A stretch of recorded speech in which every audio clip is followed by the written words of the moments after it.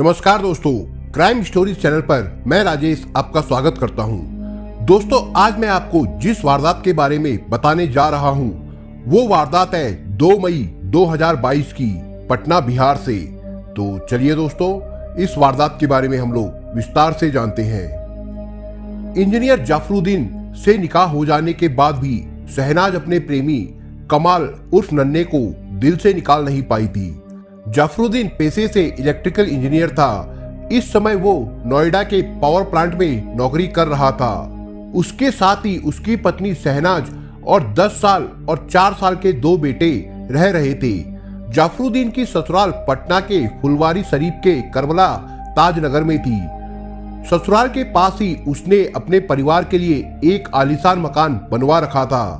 3 मई 2022 को ईद थी। इस बार जाफरुद्दीन ने ईद अपने घर पर और अपने घर वालों के बीच मनाने का फैसला लिया। इसलिए 1 मई को वो नोएडा से पटना अपने घर आ गया। घर काफी समय से बंद था, इसलिए काफी गंदा था। उसकी साफ सफाई की गई। देर शाम रोजा इफ्तार के बाद जाफरुद्दीन अपने बेटे के साथ बाजार खरीदारी के लिए गया। वापस लौटने पर सभी लोगों के साथ बैठकर खाना खाया। फिर सभी लोग सोने चले गए। 2 मई की सुबह करीब 7 बजे ड्राइंग रूम में फर्श पर जाफरुद्दीन की लाश पड़ी मिली। बड़ा बेटा अपने ननिहाल गया और अपने पिता की लाश घर में पड़े होने की सूचना दी, जिसके बाद वहां के लोग और आस पड़ोस के लोग भी वहां इकट्ठा हो गए। संबंधित थाना फुलवारी शरीफ को घटना की सूचना दे दी गई। सूचना पाकर थाना प्रभारी इकरार अहमद पुलिस टीम के साथ मौका वारदात पर पहुंच गए। ड्राइंग रूम में फर्श पर 40 वर्षीय जाफरुद्दीन का शव पड़ा था। सिर बुरी तरह से कुचला हुआ था। पूरे फर्श पर खून ही खून था। शव से कुछ दूरी पर खून से सना प्रेशर कुकर पड़ा था। हत्यारों ने जाफरुद्दीन को ठिकाने लगाने के लिए घर में काम आने वाले उसी प्रेशर कुकर का इस्तेमाल किया था। थाना प्रभारी इकरार अहमद ने जाफरुद्दीन की पत्नी शहनाज परवीन से पूछताछ की तो उसने बताया कि रात में खाना खाकर सभी लोग सो गए थे। रात 3 बजे उसने कुछ आवाजें सुनी तो जाग गई। उठकर ड्राइंग रूम में गई तो वहां उसने अपने शौहर को 2 चोरों से भिड़ते देखा।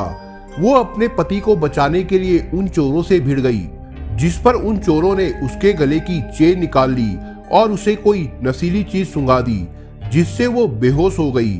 सुबह जब होश आया तो उसने अपने शौहर का शव पड़ा देखा।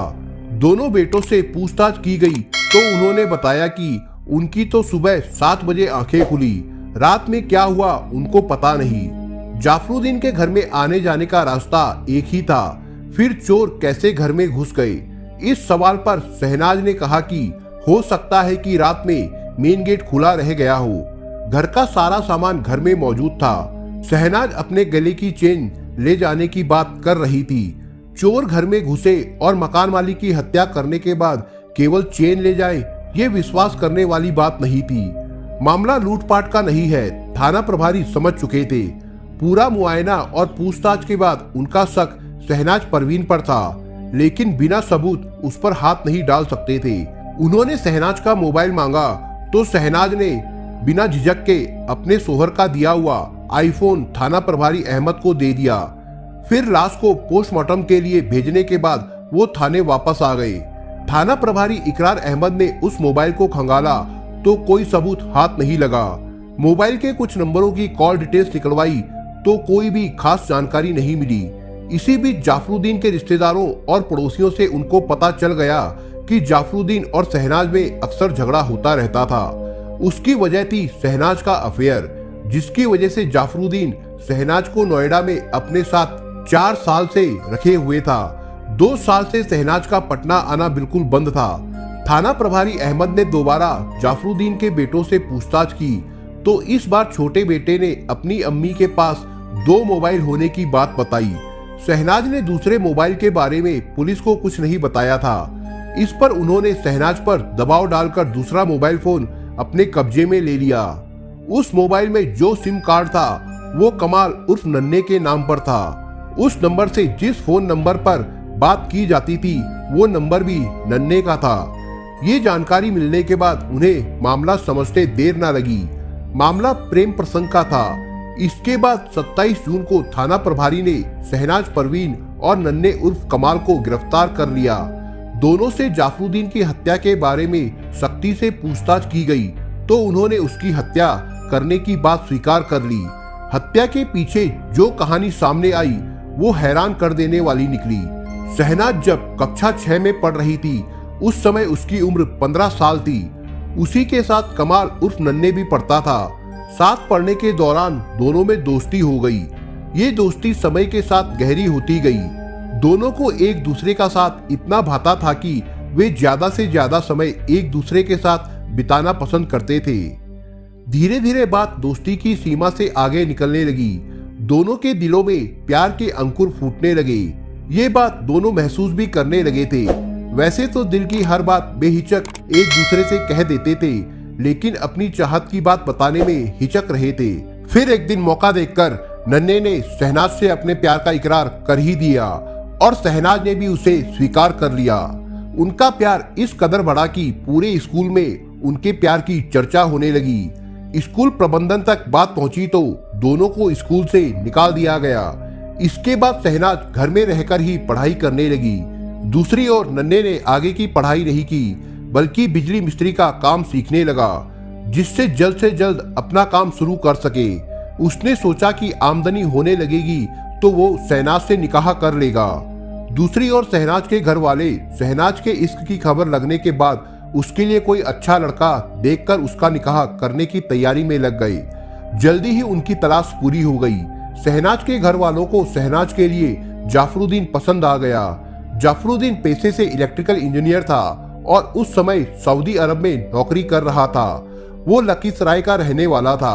अच्छी नौकरी वाला लड़का मिल रहा था, अच्छा रिश्ता था। ये सोचकर घर वालों ने शहनाज का निकाह उससे तय कर दिया। शहनाज बला की खूबसूरत थी। शहनाज की खूबसूरती पर जाफरुद्दीन लट्टू हो गया था। शहनाज को देखते ही जाफरुद्दीन ने रिश्ते के लिए हाँ कह दी थी, जबकि शहनाज को जाफरुद्दीन पसंद नहीं था क्योंकि वो नन्हे से प्यार करती थी, उसी से निकाह करना चाहती थी। लेकिन घर वालों के दबाव में ना चाहते हुए उसे जाफरुद्दीन से निकाह करना पड़ा। निकाह के कुछ समय बाद जाफरुद्दीन वापस सऊदी अरब चला गया। शहनाज मायके में ही रहने लगी। मायके में रहते हुए अपने प्रेमी नन्हे से मिलती रही। दोनों के बीच शारीरिक रिश्ते भी कायम रहे। कहने को वो जाफरुद्दीन की पत्नी थी, लेकिन पत्नी की तरह प्रेमी नन्हे के साथ रहती थी। जाफरुद्दीन साल में 1 महीने के लिए घर आता था। 1 महीने पति के साथ तो 11 महीने प्रेमी के साथ पत्नी के रूप में रहती थी। समय के साथ शहनाज 2 बच्चों की मां बन गई। जाफरुद्दीन ने शहनाज के मायके के पास ही एक आलीशान मकान बनवा दिया। इसी मकान में वो अपने दोनों बच्चों के साथ रहने लगी। शहनाज के साथ ही मकान में उसका प्रेमी नन्हे रहता था। दोनों का इश्क आखिर कब तक छिपता। एक दिन बड़े बेटे अब्दुल्ला ने फोन पर बात करते हुए नन्हे के बारे में अपने पिता को बता दिया, जिसके बाद जाफरुद्दीन और शहनाज में काफी झगड़ा हुआ। वैसे शहनाज अपने बेटों को पट्टी पढ़ाए रहती थी। उनसे कहती थी कि उनके 2 पिता हैं। प्रेमी नन्हे को अपने बेटों से अब्बू कहलवाती थी। छोटे बेटे को तो वो नन्हे का ही मानती थी। दूसरी ओर जब शहनाज की हकीकत जाफरुद्दीन को पता लगी तो वो बेचैन रहने लगा। बात तलाक तक पहुंच गई। शहनाज उससे तलाक मांगने लगी, लेकिन जाफरुद्दीन उसके लिए तैयार नहीं हुआ। इस सब को देखते हुए जाफरुद्दीन ने अपनी सारी संपत्ति अपने कब्जे में ले ली। जाफरुद्दीन 2 साल पहले सऊदी अरब से वापस आ गया और नोएडा में एक पावर प्लांट में नौकरी करने लगा। वो शहनाज और दोनों बेटों के साथ नोएडा में रहने लगा। वहां रहते हुए भी शहनाज और नन्हे के बीच संपर्क बना रहा। दोनों फोन पर बातें करते रहते थे। शहनाज को वो पटना भी नहीं भेजता था। 3 मई 2022 को ईद थी। इस बार की ईद जाफरुद्दीन ने अपने घर और अपनों के बीच मनाने का इरादा बनाया। उसने सोच लिया था कि 2 साल का वक्त गुजरने के बाद शहनाज नन्हे को भूल गई होगी। उससे ना मिलने पर उसके संबंध टूट गए होंगे। यही सोचकर उसने पटना में ईद मनाने का मन बनाया था, लेकिन ये उसकी भूल थी और ये भूल उस पर कितनी भारी पड़ने वाली थी उसने सपने में भी नहीं सोचा होगा। जाफरुद्दीन के फैसले की जानकारी शहनाज को हुई तो वो खुश हो उठी।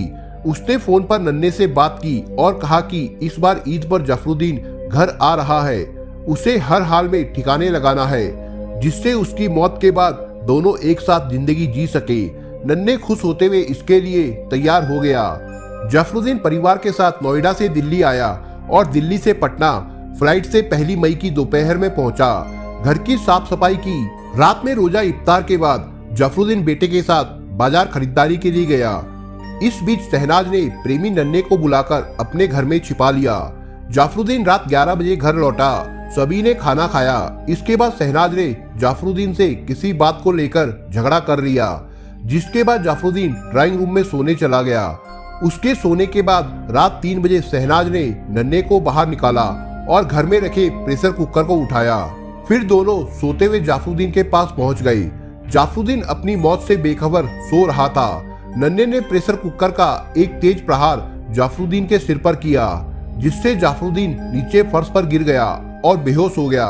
इसके बाद दोनों बारी बारी से उस पर तब तक प्रहार करते रहे जब तक कि उसकी मौत नहीं हो गई। आवाज सुनकर दोनों बेटे जाग गए, लेकिन शहनाज ने उनको ड्राइंग रूम तक नहीं आने दिया। उसने नन्हे के कपड़ों पर लगा खून साफ किया। फिर सुबह जल्दी नन्हे को घर से भेज दिया। पुलिस के पूछने पर शहनाज ने चोरों द्वारा लूटपाट के उद्देश्य से हत्या किए जाने की झूठी कहानी गढ़ दी, लेकिन मामले की स्क्रिप्ट काफी कमजोर थी, जिसकी वजह से ये स्क्रिप्ट पुलिस के सामने ठहर न सकी और दोनों पकड़े गए। पुलिस ने शहनाज और कमाल उर्फ नन्हे के खिलाफ हत्या का मुकदमा दर्ज कर न्यायालय में पेश करने के बाद दोनों को जेल भेज दिया। तो दोस्तों, ये थी आज की कहानी।